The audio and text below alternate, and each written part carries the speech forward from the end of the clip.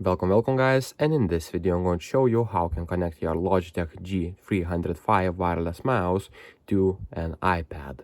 So for this tutorial I'm going to use a little bit different tablet, but it is the same principle for all tablets.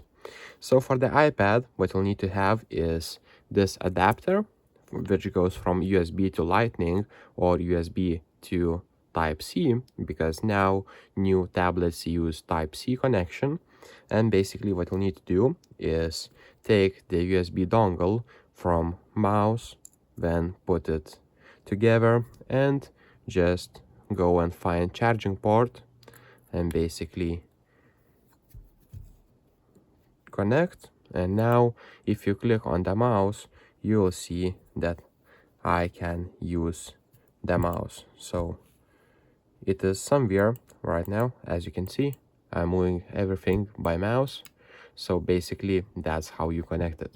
So if this video was helpful, please make sure to subscribe to Guide to Everything, comment down below for the algorithm, and see you in the next one.